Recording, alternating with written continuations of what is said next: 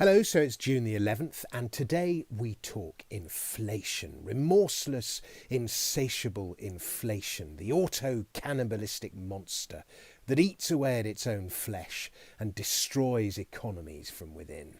We've been living in fear of it since the 1970s, but like the troll under the bridge, it's never really shown its head in the real economy, only in house prices and financial assets. But today I present 10 reasons it could make an unwelcome return. I don't say it will, I just say it could. Let's hope I can remember them all.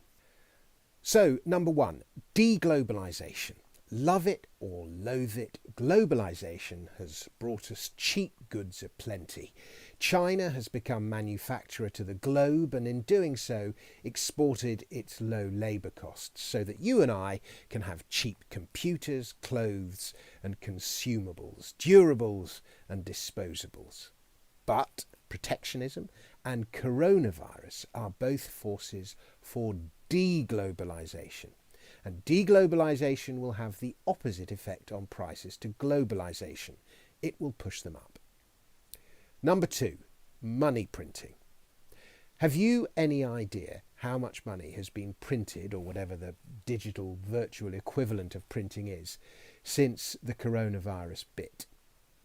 I'm not sure anyone does. Extraordinary amounts, at least an entire USA's worth of annual GDP in 3 months. All that money's going to go somewhere. Number three, fiscal spending is being directly paid for with printed money. In the prudent money printing of the post-2008 era, central banks would buy government bonds and financial assets, and money was created that way. This time around, the Bank of England is printing directly to fund government coronavirus spending. Consequences, dear boy, consequences. Number four, revenge spending. Now, it's not just about how much they print, it's about where the money goes and how quickly it gets there. Velocity of money, as they call it.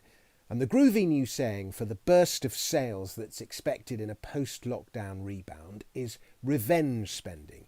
And China saw lots of it when businesses reopened there. And if Western consumers do the same, then a large revenge spend will be one way by which velocity of money increases. Number five, this time, as I've said it before, the money's going into the real economy. Post-2008, all that quantitative easing went into financial assets. This time around, whether it's via inventive new bank lending schemes, furloughing, postponing VAT, or by any other means, the money is going into the real economy. Now, some will use it to pay down debt, which is deflationary, but many others will spend or invest it. Either way, the money has come from zero economic output. More money sloshing around implies greater velocity of money and higher prices. Inflation, in other words. Now, the weak dollar, number six. Donald Trump, the US president, wants a weak dollar. He's said so many times. The Federal Reserve now seems to have got with the program.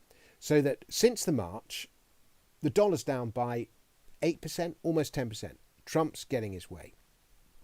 Now, Charlie Morris of Atlantic Asset Management says this, Atlantic House, a weaker dollar is like a tax cut for the rest of the world. It makes it easier for emerging markets to repay their debts. It puts upward pressure on weak currencies, which then enjoy capital flows, and that leads to economic activity, which boosts commodity demand, causes equities to rise. A stronger economy also sees rates rise, and a boom in real estate follows. That's Charlie's theory, but it's all inflationary.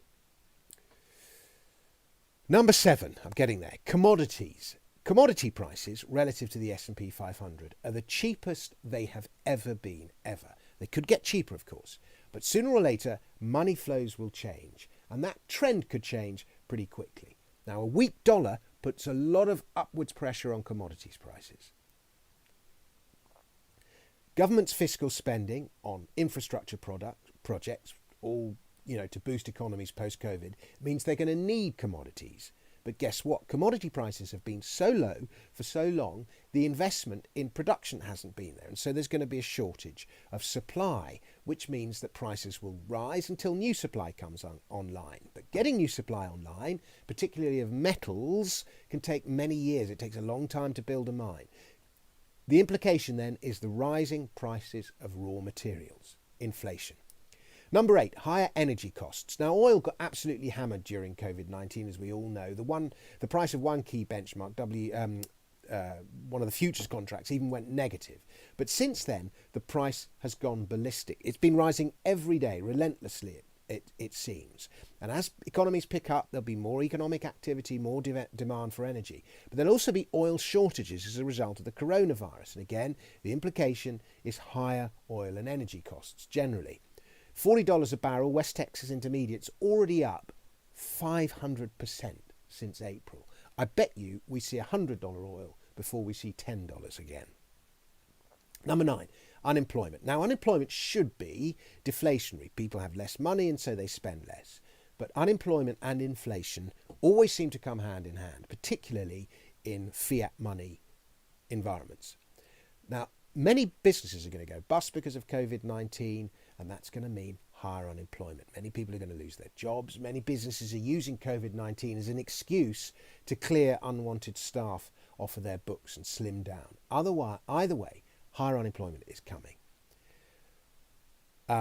Now, I appeared on a podcast last week and for the IEA, and Chris Snowden, the economist Chris Snowden of the Institute of Economic Affairs, was projecting unemployment of 4 to 5 million. As I say, inflation and unemployment, they like to go to the dance together. And finally, number 10, higher taxes. They are coming too. Again, higher taxes should be deflationary as they leave less money in people's pockets, but it just doesn't always work like that. And if inflation and unemployment are going dancing, taxes will, as sure as eggs are eggs, be there as well. They're the gate-crashing threesome that nobody wants at their party. But if they decide they want to come, they are coming, whether you like it or not. So, there you go. 10 reasons we could see inflation make a very unwelcome return. It's worth also adding that temporary government policy almost always becomes permanent. Just as QE was supposed to be temporary, income tax was supposed to be temporary, so will many of the recent spending programmes just become normal. And if something doesn't work, it won't be because it doesn't work. It'll be because they didn't do it enough, and so they'll just do more of it. And thus, will full-on amputations in the economy occur where just a plaster might have done the trick. But both in the US and the UK, monetary policy is going to remain accommodative. Jobs need to be created, and that's not going to happen in a tighter monetary policy environment, runs the thinking. That means a whopping government deficit, increased debt. They will attempt to inflate away. This is all, of course, assuming the government bond market allows it to happen. But then suppressing interest rates is what all the money printing is for. Whew, heavy stuff. Thanks for watching.